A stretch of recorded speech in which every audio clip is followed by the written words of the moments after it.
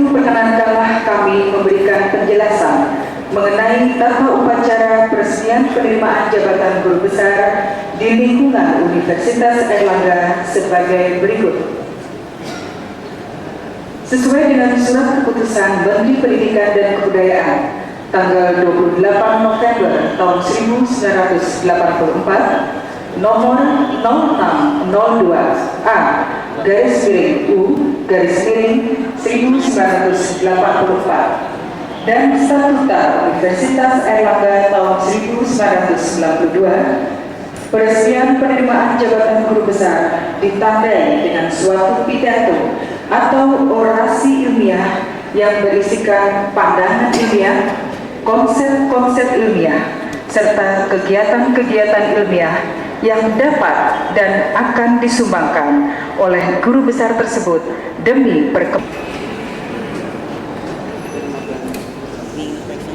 Rapat terbuka Senat Universitas Airlangga dengan acara tugas peresmian penerimaan jabatan guru besar atas nama Profesor Dr. Haji Sarmanu, Dokter Hewan Magister Sains segera dimulai.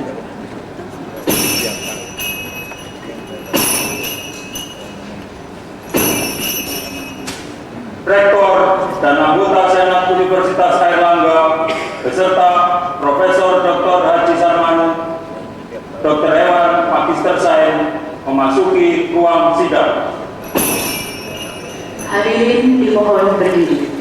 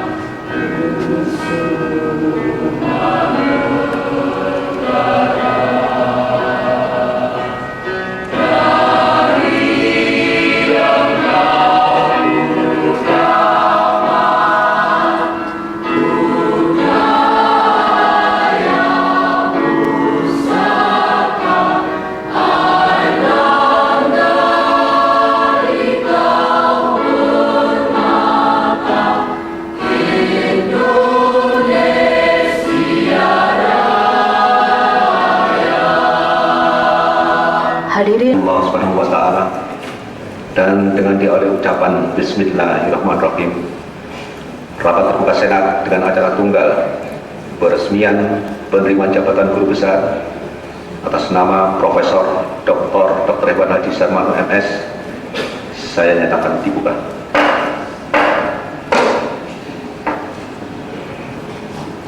Acara peresmian penerimaan jabatan guru besar atas nama Profesor Dr. Haji Sarmanu Dr. Hewan Magister Sains. Saya silakan Sekretaris Senat Profesor Dr. Haji Suwartoyo Harjo Pranito MSc membacakan riwayat hidup Profesor Dr. Sarmanu MS.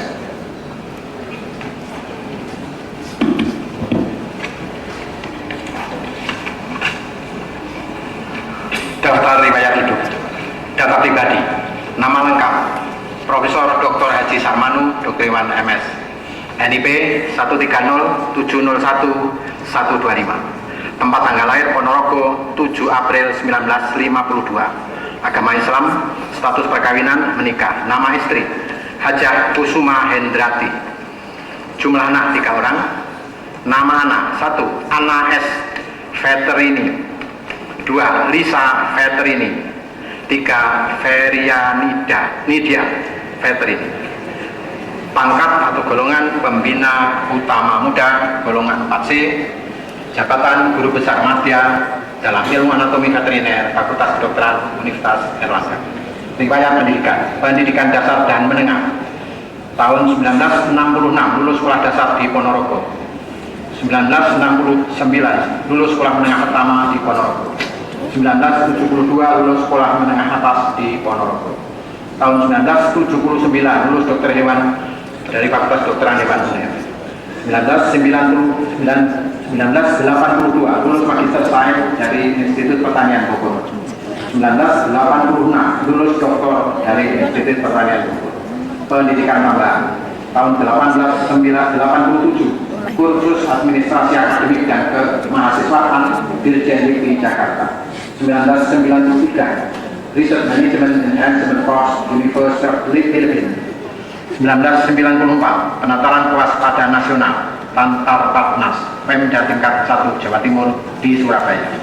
1996 Leadership Pedagogy and Curriculum University of Northern Colorado USA. 1996 Participatory Strategic Planning Institute Cultural Affairs Fort Collins USA. 1996 Technology and Participant Group Facilitation Method Institute Cultural Affairs Fort Collins USA. 1996 University Management Research and Public Service Colorado State University Fort Collins USA. Tahun 2000 penataran Applied Approach di FKH UNER. Riwayat pekerjaan 1979 asisten ahli madya golongan 3A.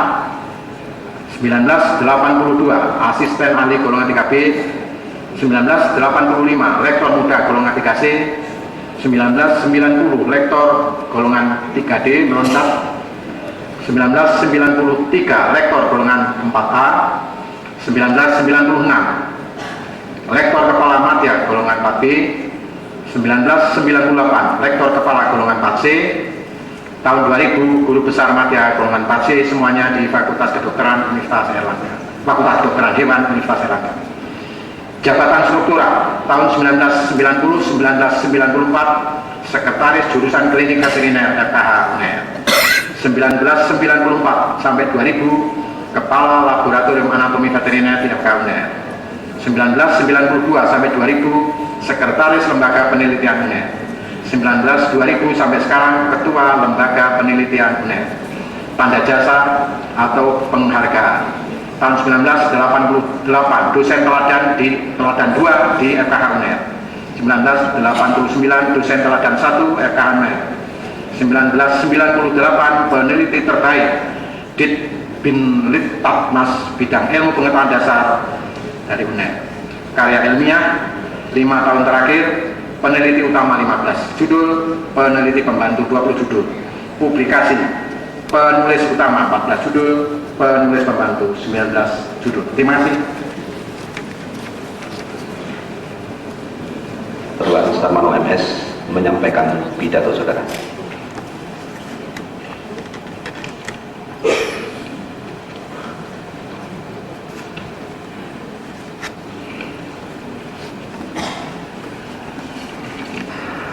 Bismillahirrahmanirrahim. Assalamualaikum warahmatullahi wabarakatuh. Yang saya hormati Saudara Ketua dan Anggota Dewan Penyantun Universitas Erlangga, Ketua dan Anggota Senat Universitas Erlangga, Rektor dan Pembantu Rektor Universitas Erlangga, Dekan dan Pembantu Dekan di lingkungan Universitas Erlangga, Ketua dan Sekretaris Lembaga di lingkungan Universitas Erlangga, Direktur dan Asisten Direktur Program Pasca Sarjana Universitas Erlangga, segenap sivitas akademika Universitas Erlangga, para undangan yang saya muliakan. Dengan kerendahan hati, perkenankanlah saya dalam mengawali pidato pengukuhan peresmian penerimaan jabatan guru besar ini. Pertama-tama memanjatkan puji syukur kehadirat Allah Subhanahu wa Ta'ala yang telah memberikan rahmat taufik dan hidayah kepada kita sehingga kita dapat berkumpul dalam keadaan sehat walafiat tanpa ada halangan suatu apapun. Pada kesempatan yang berbahagia ini saya akan menyampaikan pidato ilmiah dengan judul Peran Anatomi Veteriner dalam menunjang diagnosis dan penanggulangan pemalsuan. Pilihan judul pidato ilmiah yang saya sampaikan ini merupakan saran dari sejawat guru besar bidang ilmu sosial, ekonomi hukum, dan humaniora, khususnya Profesor Wahyudi Sarjana Hukum, menyarankan kepada saya agar pidato ilmiah yang saya sampaikan hendaknya yang sederhana, ringkas, jelas, dan menarik sehingga bisa dinikmati oleh semua hadirin. Hadirin yang saya muliakan, anatomi sebagai cabang dari ilmu hayat mulai tumbuh pada zaman Hippocrates beberapa abad sebelum Masehi. Anatomi secara harfiah berasal dari bahasa anatim yang berarti mengiris atau menguraikan. Oleh karena itu, anatomi dinamakan pula sebagai ilmu urai. Anatomi secara ilmiah berarti ilmu pengetahuan yang mempelajari tentang bentuk dan susunan tubuh. Berdasarkan objek yang dipelajari, anatomi dibedakan menjadi anatomi tumbuhan dan anatomi hewan atau zootomi. Zootomi yang khusus mempelajari manusia dinamakan antropotomi, dan yang khusus mempelajari ternak dinamakan anatomi veteriner. Karena macam ternak itu banyak, anatomi veteriner lazim juga disebut sebagai anatomi komparatif. Pada abad ke-17, Anthony van Leeuwenhoek, bangsa Belanda, menemukan alat pembesar, dan sejak saat itulah anatomi dibedakan menjadi dua macam, yaitu anatomi makroskopik dan anatomi mikroskopik. Anatomi makroskopik lebih dikenal dengan nama anatomi, dan anatomi mikroskopik lebih dikenal dengan nama histografi. Peran anatomi veteriner dalam menunjang diagnosis. Pidato ilmiah ini saya angkat berdasarkan pengalaman saya selama 21 tahun bekerja di Laboratorium Anatomi Veteriner Fakultas Kedokteran Hewan Universitas Erlangga. Beberapa tahun yang lalu saya menerima sampel dari Polda Jawa Timur. Sampel tersebut berupa jantung yang diragukan apakah miliknya manusia atau bukan, minta diidentifikasi. Alasan lain, pada waktu yang lain saya menerima sampel berupa tulang rusuk dari seorang yang membeli gulai kambing. Gulai kambing tersebut diragukan apakah benar-benar dari kambing atau bukan.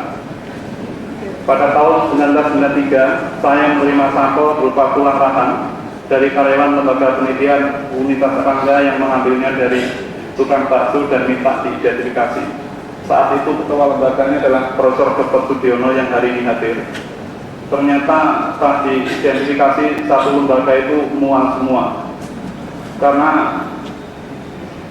namanya bakso dari domba atau kambing, dua taring yang di bawah itu berkembang dengan sempurna. Waktu itu Prof. Sudiono ngolok-ngolok saya di Sarmanu hajinya batal kalau saya masih mau berangkat. Tapi tidak apa-apa karena tidak tahu. Pada tahun 2000 ini di Jakarta heboh terjadi pemalsuan daging sapi dengan daging celeng.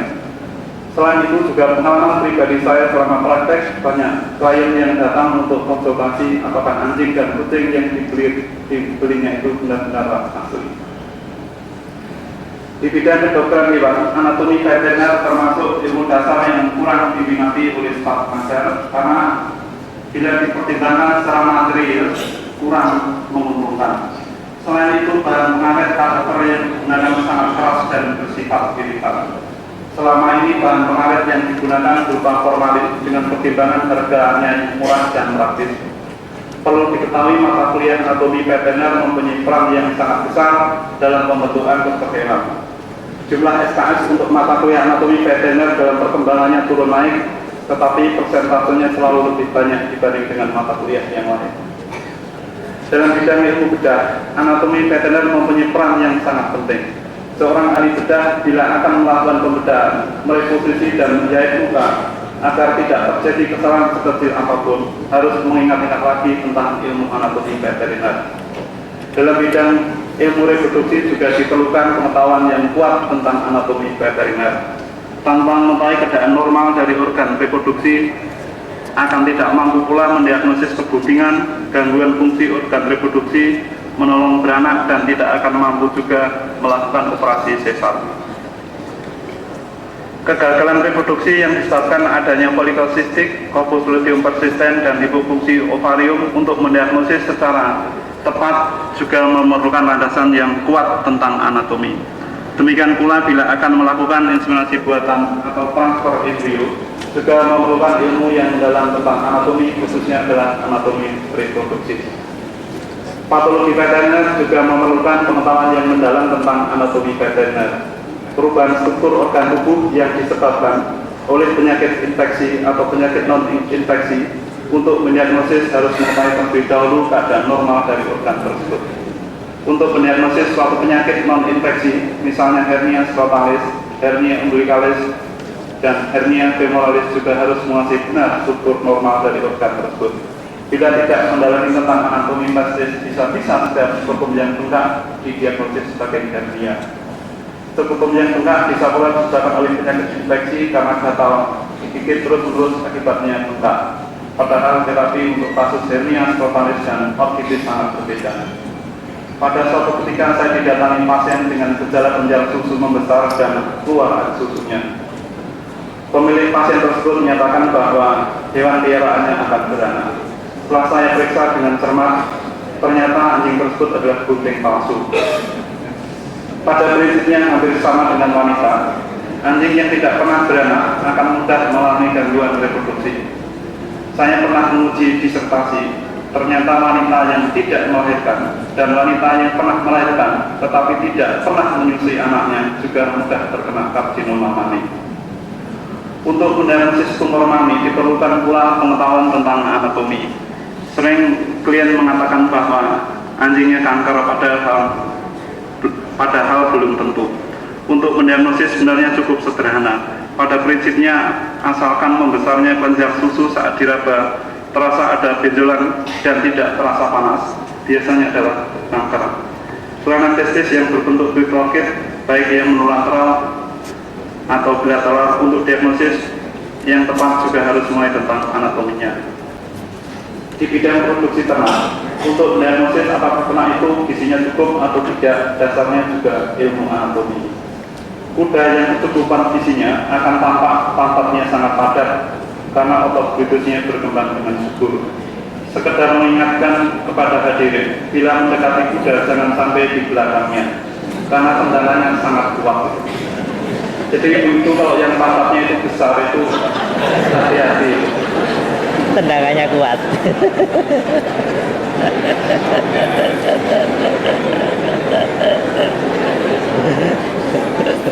Untuk sapi, salah satu indikator yang perlu diperhatikan adalah pahanya.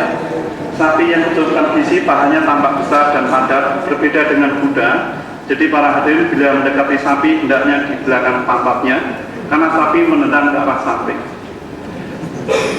Jadi ini sangat baik kalau misalnya Bapak investasi ke sapi, kalau misalnya mau menangani, mohon diperhatikan. Bila akan menimbang berat badan sapi dan tidak tersedia sarana timbangan, bisa dilakukan dengan mengukur lingkar badannya. Ini juga salah satu penelitian saya tentang sapi potong yang dipotong di Surya saya. Jadi tidak ada rumusnya, tinggal masukkan rumus itu akan ketemu berat badannya sekian. Hal ini juga membutuhkan pengetahuan tentang anatomi. Metode penentuan umur sapi yang lazim dengan melihat gigi selain tanduk dan bentuk luarnya. Penentuan umur yang menggunakan gigi juga harus mengetahui tentang anatomi gigi. Sapi yang berumur kurang 2 tahun, gigi serinya masih berbentuk gigi susu. Bila semua gigi susunya sudah menjadi gigi seri tetap, umurnya sekitar 4 tahun. Bila gigi seri tetap semua telah aus, umurnya sekitar 8 tahun. Penentuan umur sapi yang lain bisa menggunakan dasar tanduk. Untuk sapi betina dihitung berdasarkan jumlah lingkar tanduk ditambah 4 tahun. Dan yang jantan ditambah 5 tahun. Di bidang patologi klinik, diagnosis penyakit yang didasarkan pada gambaran darah. Untuk mengambil darah juga harus mempelajari tentang anatomi. Kuda dan ternak ruminansia biasanya darah diambil dari vena jugularis. Anjing dan kucing darah diambil dari vena sapena. Babi dan kelinci darah diambil dari vena auricularia. Tikus dan mencit darah diambil dari vena ekor atau langsung ke jantung. Bangsa unggas darah diambil melalui vena brachialis. Primata yang bukan manusia tempat pengambilan darah pada vena femoralis atau vena sapena. Sejak ditemukannya sinar X oleh Thomson di Munchen pada tahun 1895, berkembanglah suatu ilmu yang disebut radiologi.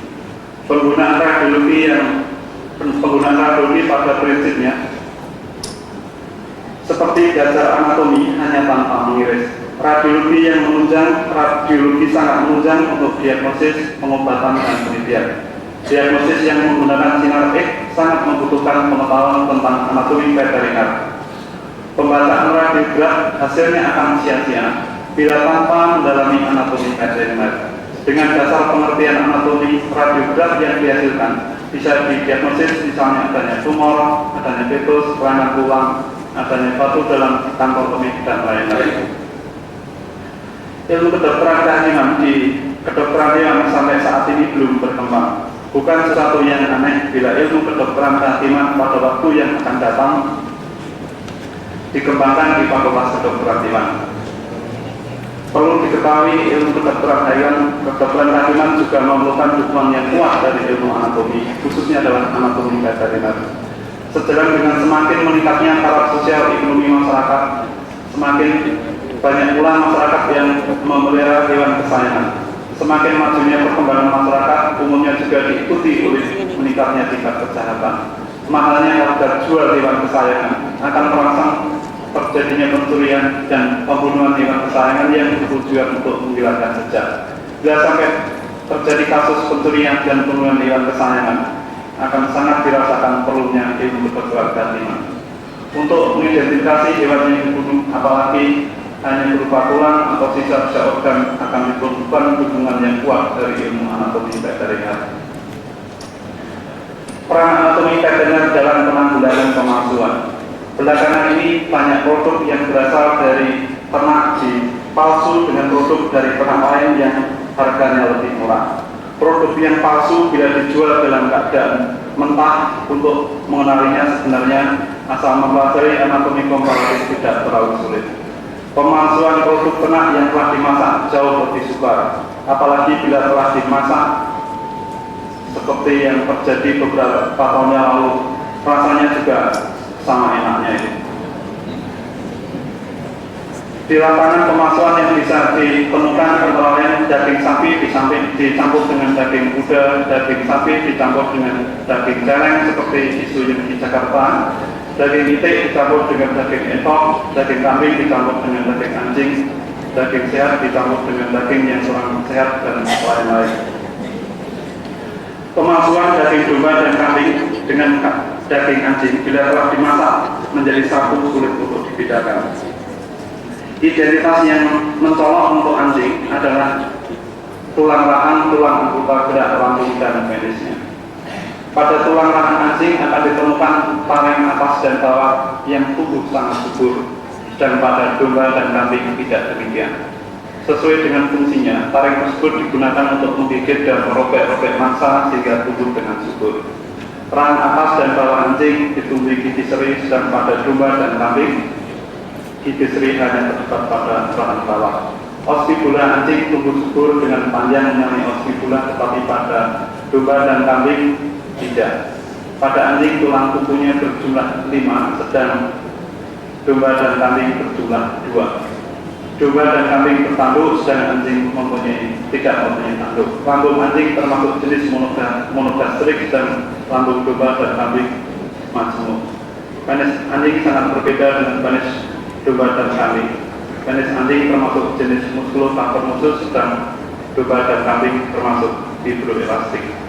Identitas untuk kucing hampir sama dengan anjing karena sama-sama memakan daging, hanya ukuran organnya lebih kecil. Dan penis anjing, kucing bertulang, dan khusus untuk kucing juga ditemukan tulang pada gland penisnya, dinamakan osseous. Pemalsuan daging sapi dengan daging kuda atau dengan daging celeng seperti yang terjadi di Jakarta baru-baru ini bila telah dimasak sudah sulit untuk dibedakan. Bila daging yang dicampur tersebut masih ada tulangnya akan menjadi lebih mudah untuk dibedakan. Dan biasanya penjual itu secara tidak sengaja ada ceroboh di tulang itu biasanya masih ikut itu. Anatomi kepala dan anggota gerak antara ketiganya berbeda. Kuda mempunyai gigi seri atas dan bawah, sedang gigi seri sapi yang tumbuh hanya bagian bawah. Sapi mempunyai tanduk, sedang kuda tidak bertanduk. Rahang celeng hampir sama dengan anjing, hanya pertumbuhan taringnya kurang subur. Kuda berkuku tunggal, sedang sapi berkuku belah. Celeng mempunyai tulang kuku berjumlah 4 buah dan yang tumbuh subur hanya 2 buah. Os radius dan os fibula celeng tumbuh subur, sedang untuk sapi dan kuda tidak tumbuh subur. Uterus sapi berkarungkulan, sedang uterus kuda dan celeng tidak. Khusus untuk celeng, uterusnya tumbuh sangat subur. Pada kuda urat dagingnya lebih besar, jadi ini amat mudah kalau masih mentah untuk membedakannya dengan daging sapi dibanding dengan sapi, dan lebih alot dibanding dengan daging sapi. Karena kuda lebih agresif dibanding dengan sapi, sehingga dagingnya padat dengan urat yang lebih besar. Keempuan daging sebenarnya bisa dilakukan dengan menyuntikkan papain sebelum tanah dipotong. Daging celeng dan babi banyak mengandung lemak dengan warna yang kurang merah. Tentang warna daging, sebenarnya dipengaruhi oleh mioglobin otot. Daging yang dibiarkan pada suhu kamar akan cepat menjadi warna ungu karena mioglobin teroksidasi. Sebaliknya daging yang disimpan dalam lemari pendingin suhu 0 derajat Celcius akan tetap berwarna merah cerah. Ini bisa diperhatikan kalau Bapak Ibu belajar memakro, kelihatan dagingnya merah cerah. Pemalsuan bisa terjadi antara daging ayam kampung dengan ayam ras, itik, entok, atau dengan burung. Ayam kampung warna kulitnya lebih kuning dibanding dengan ayam ras. Ayam kampung lebih banyak mengkonsumsi tumbuh-tumbuhan yang mengandung vitamin A sehingga warna kulitnya lebih kuning. Daging ayam kampung kurang berlemak dan lebih padat karena ayam kampung lebih agresif dibanding dengan ayam ras, itik, dan entok. Daging ayam juga sering ditemukan dicampur dengan daging burung dan umumnya sudah dimasak. Daging burung paling alot dan paling sedikit lemaknya dibanding dengan daging ayam, itik, maupun entok. Hal ini disebabkan burung mobilitasnya sangat tinggi sehingga ototnya menjadi lebih padat dan sedikit lemak. Kristal sperma burung paling berkembang dibanding dengan ayam, itik, dan entok. Karena kristal tersebut digunakan untuk pertapatan otot dengan mobilitas yang sangat tinggi. Sebagai pembeda lain antara itik, entok dengan ayam adalah bagian kepala dan kaki. Kepala itik dan entok mempunyai tutuk yang tumbuh dibanding dengan ayam dan burung. Karena hidupnya di air, antara jari itik dan entok berselaput yang membantu meringankan berat badan, sedang pada ayam dan burung tidak demikian. Pemalsuan yang pernah terjadi juga yaitu telur ayam kampung dicampur dengan telur ayam ras.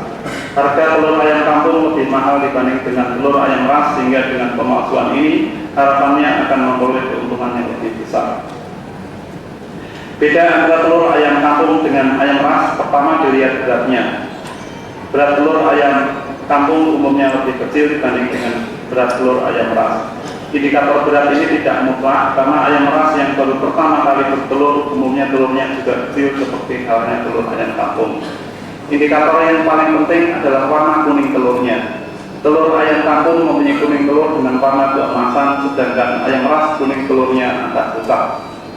Tapi kalau ayam ras ini diberi penghijauan yang mencukupi dan jagungnya kuning, telurnya biasanya warnanya juga kuning emas. Jadi mohon ini hati-hati. Ayam kampung umumnya dipelihara secara ekstensif sehingga lebih banyak mengkonsumsi hijauan dibanding dengan ayam ras yang dipelihara secara intensif. Hijauan ternak mengandung provitamin A yang pada akhirnya terakumulasi dalam kuning telur sehingga warnanya menjadi kuning emas. Di kota besar seperti Jakarta, Bandung, dan Surabaya saat ini sedang marak-maraknya bisnis kucing ras. Jadi di mana-mana ada show, kalau sudah menang show harganya di atas puluhan juta. Kucing ras yang dipelihara untuk kesayangan. Kucing ras yang dipelihara bertujuan untuk kesayangan, menghilangkan kesepian, dan untuk meningkatkan status keluarga. Perlu diketahui tata persuratan akte kelahiran kucing ras belum sebaik pada anjing ras. Dengan demikian calon pembeli harus mempelajari dengan seksama apakah kucing yang akan dibelinya itu ras asli atau bukan. Sebagai petunjuk kucing ras yang asli atau bukan adalah anatomi kepala dan bulunya. Berdasarkan bulunya, kucing ras dibedakan menjadi bulu pendek dan bulu panjang. Masyarakat Indonesia umumnya menyukai kucing ras yang berbulu panjang. Jenis kucing ras yang berbulu panjang antara lain jenis Persi, Himalaya, Birman, dan Angora. Di antara kucing ras yang berbulu panjang, yang paling disukai masyarakat Indonesia adalah jenis Angora. Bentuk kepala jenis Angora relatif bulat, hidung dan mulut hampir rata tidak menonjol ke depan, sifat jinak dengan suara yang tidak vokal. Jenis Persi hampir sama dengan jenis Himalayan, keduanya berhidung sama-sama pesek, moncongnya agak masuk ke dalam, sangat jinak dan tidak vokal. Perbedaan keduanya, jenis Himalayan warna telinga dan ekornya lebih gelap. Seperti halnya kucing ras di kota besar Jakarta, Bandung, dan Surabaya. Di kota besar Jakarta, Bandung, dan Surabaya saat ini juga marak bisnis anjing ras. Anjing ras dipelihara untuk tujuan kesayangan, menghilangkan kesepian, penjaga rumah, pengembala, penuntun orang tunanetra, ini khususnya di luar negeri, sebagai pelacak dan untuk meningkatkan status keluarga. Perlu diketahui tata persuratan akte kelahiran anjing ras jauh lebih baik dibanding dengan kucing ras.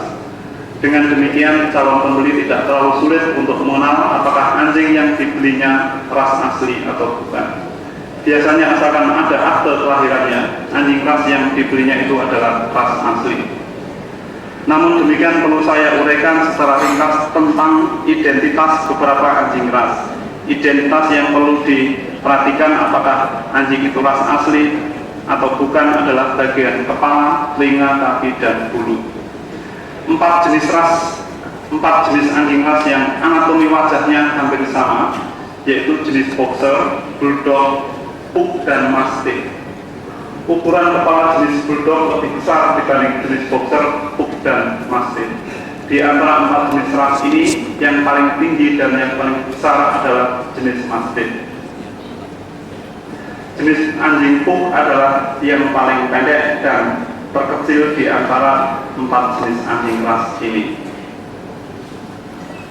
Para hadirin yang saya hormati, keempat jenis anjing ras ini raut wajahnya sangat menyeramkan, berbulu pendek, tetapi sebenarnya termasuk anjing jinak. Perlu diketahui anjing ras yang wajahnya sangat menakutkan ini, tetapi pada umumnya pribadinya sangat baik. Mengapa demikian? Ini di literatur tidak ada, Tuhanlah yang Maha Tahu. Ini seringkali Prof. Wahyudi itu menanyakan ke saya, kenapa kok di Sarmano anjing boxer, pug, dan mastiff itu wajahnya serem tapi kok pribadinya itu baik? Saya, maaf Prof. Wahyudi, saya kenal Prof itu pada tahun 70-an. Bapak itu wajahnya serem dengan belok. Saya waktu itu benar-benar takut sama Prof. Wahyudi itu. Setelah saya kenal sekian lama, ternyata pribadi beliau ini sangat baik.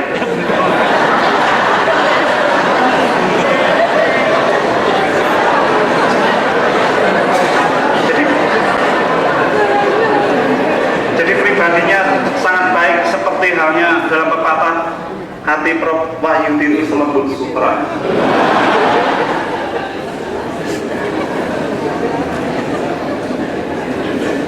Dua jenis anjing ras yang tergolong ras kecil yang perlu diketahui adalah jenis Peking dan Maltese. Jenis anjing Peking hampir mirip dengan jenis Maltese. Pribadi kedua jenis anjing ras ini juga hampir sama. Kedua-duanya mempunyai bulu yang panjang dan lebat. Sebagai pembeda, kedua adalah anatomi wajahnya. Anjing Peking berhidung pesek, moncong agak ke dalam dan bulat. Matanya berukuran besar dan menonjol keluar, sedangkan anjing Maltese tidak demikian.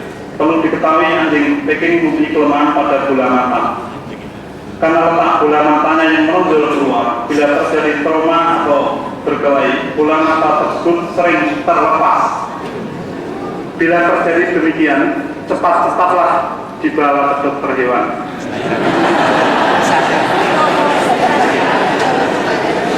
Agar bola mata tersebut segera direposisi. Bila sampai terlambat, mau tidak mau, bola mata tersebut harus diambil agar infeksinya tidak menjalar ke otak. Jenis anjing ras yang hampir mirip adalah Doberman dan jenis Manchester Terrier. Kedua jenis anjing ras ini sama-sama vokal dan sama-sama galaknya. Bentuk kepala keduanya memanjang, moncong ke depan dengan bulunya sama-sama pendek. Sebagai pembeda, jenis Manchester Terrier ukurannya lebih kecil dibanding dengan jenis Doberman. Dua jenis anjing ras yang mudah dikenal tetapi akan saya uraikan secara ringkas adalah jenis gembala Jerman dan Dalmatian. Anjing gembala Jerman sudah populer sejak dahulu, sedang anjing Dalmatian mulai digemari masyarakat. Di Indonesia, anjing gembala Jerman lebih dikenal dengan nama anjing herder. Anatomi tubuh anjing herder sangat menarik. Ukuran anggota badan sangat sepadan dengan bulu yang indah. Ukuran kepala juga sebanding dengan badannya. Moncong panjang dengan bibir terkatup rapat, rahang lebar dan kokoh. Telinga berdiri tegak, terutama waktu mendengar sesuatu, dan antara telinga kiri dan kanan sejajar. Perlu diketahui anjing herder tergolong anjing yang vokal dan galak, tetapi sangat setia, penurut dan kecerdasan yang sangat tinggi. Jenis anjing ras yang mudah diketahui identitasnya adalah jenis Dalmatian. Bentuk kepala memanjang, moncong ke depan, ekor panjang, bulu pendek, warna dasar putih dengan warna hitam berbentuk bulatan. Jenis Dalmatian termasuk jenis anjing yang kurang vokal dan tergolong jinak. Hadirin yang saya hormati, mengingat waktu yang disediakan untuk pidato ilmiah ini sangat terbatas, maka jenis ras yang lain tidak sempat saya uraikan. Hadirin yang saya muliakan, sebelum mengakhiri pidato ilmiah ini, perkenankanlah sekali lagi saya memanjatkan puji syukur kehadirat Allah Subhanahu wa Ta'ala yang Maha Pengasih dan Maha Penyayang, yang telah memberikan kesempatan bagi saya untuk menjabat sebagai guru besar di Fakultas Kedokteran Hewan Universitas Airlangga. Anugerah darinya ini sangat membahagiakan bagi diri saya serta anak, istri, orang tua saya dan saudara-saudara saya. Terima kasih saya sampaikan kepada Dr. Yahya Al-Muhaimin, Menteri Pendidikan Nasional, atas nama pemerintah Republik Indonesia, atas kepercayaan yang diberikan kepada saya untuk memangku jabatan guru besar di Fakultas Kedokteran Hewan Universitas Airlangga. Kepada Profesor Haji Sudarto, Dr. JTM PhD, Rektor Universitas Airlangga, saya menyampaikan terima kasih atas bantuannya dalam pengusulan guru besar saya dan sekaligus pengukuhan saya dalam acara rapat terbuka Senat hari ini. Secara khusus saya menyampaikan terima kasih atas kepercayaannya yang telah mengangkat saya menjadi Sekretaris Lembaga Penelitian Universitas Airlangga pada tahun 1997 yang dilanjutkan menjadi Ketua pada tahun 2000 ini. Dan ibu saya yang telah membesarkan, mendidik dengan penuh kasih sayang dan doa yang tiada henti-hentinya agar saya kelak menjadi orang yang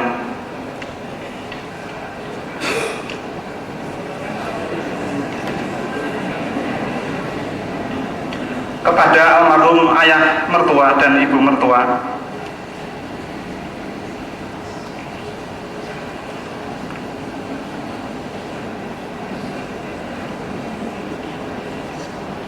kepada saudara kandung saya,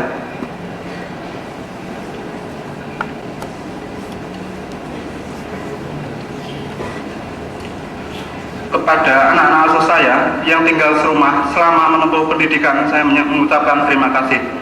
Atas dirimulah saya menjadi lebih giat belajar dan bekerja sehingga bisa mencapai guru besar.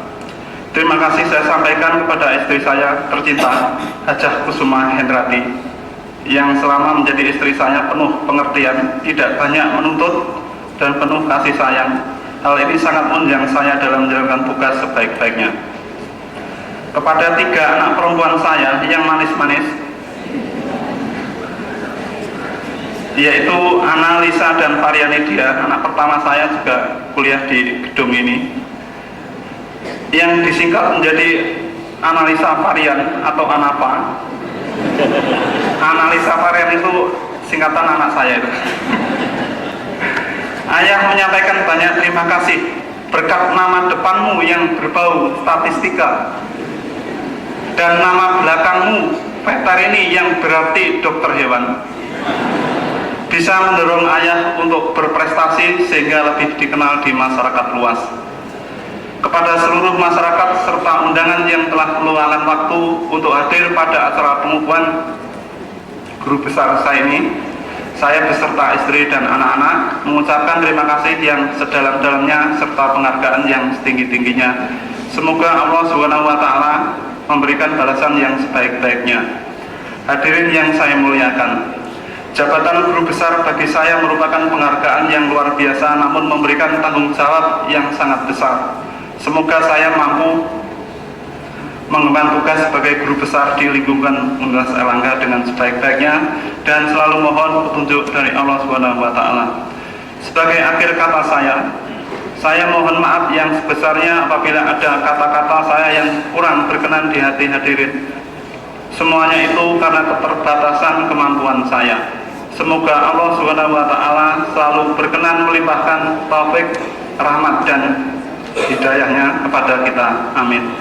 Wabillahi taufik wal hidayah. Wassalamualaikum warahmatullahi wabarakatuh.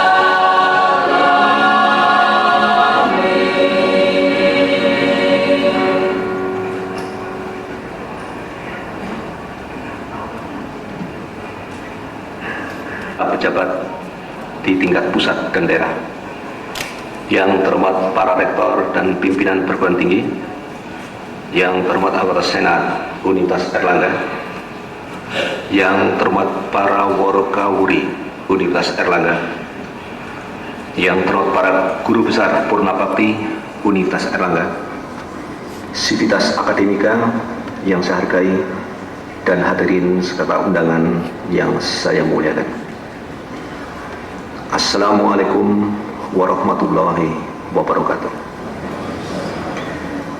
Di dalam suasana yang penuh kebahagiaan ini, marilah kita panjatkan rasa syukur kehadirat Allah Subhanahu wa Ta'ala yang atas rahmat dan karunia-Nya kita dapat hadir dalam rapat Senat untuk mengikuti suatu acara akademik. Pada hari ini, Sabtu tanggal 4 November tahun 2000, Universitas Airlangga mendapat kesempatan melaksanakan peresmian penerimaan jabatan seorang warganya menjadi guru besar. Peresmian jabatan guru besar merupakan satu seremoni akademik budaya universiter yang menunjukkan suatu martabat ilmu dan masyarakat ilmiah, serta merupakan salah satu tolak ukur penanda kedewasaan perkembangan universitas. Profesor Dr. Hewan Haji Sarmanu MS, Pembina Uta Muda Golongan 4C, pada hari yang penuh bahagia ini diresmikan status akademiknya menjadi guru besar dan secara resmi pula diterima sebagai anggota Senat Fakultas maupun Senat Universitas Airlangga. Beliau adalah guru besar tetap pada Fakultas Kedokteran Hewan dalam ilmu anatomi veteriner dan merupakan guru besar yang ke-210 yang pernah dimiliki oleh Universitas Airlangga sejak berdirinya. Namun selama kurun waktu itu, dengan adanya guru besar yang tutup usia atau memasuki masa purna bakti, guru besar tetap yang ada pada saat ini adalah 121 orang, ditambah 48 orang guru besar purna bakti yang masih aktif membantu proses belajar mengajar di Universitas Airlangga. Profesor Dr. Hewan Haji Sarmanu MS, kita patut bersyukur kepada Tuhan Yang Maha Esa yang telah mentakdirkan perjalanan hidup kita, yaitu saudara, saya dan para guru besar lainnya sebagai guru dan peneliti di perguruan tinggi. Bagaimanapun keanekaragaman tugas-tugas kita, mendidik dan mengajar serta mengadakan penelitian adalah tugas utama kita sebagai guru besar di dalam pengabdian kita kepada bangsa, negara, dan ilmu pengetahuan. Hadirin yang sangat saya hormati,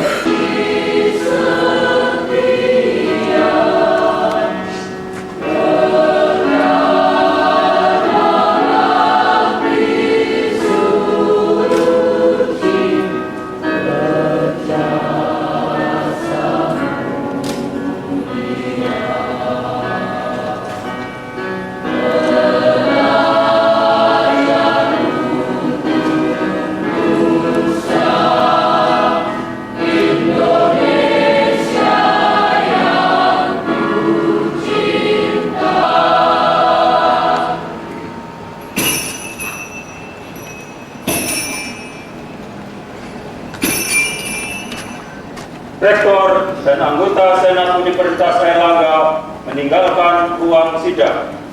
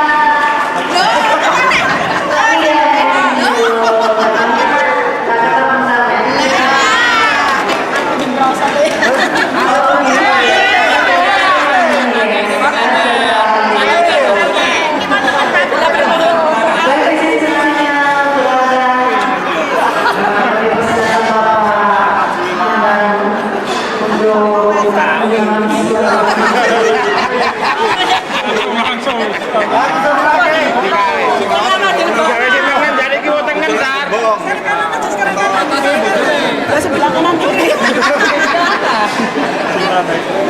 Pak D itu sampai Pak D.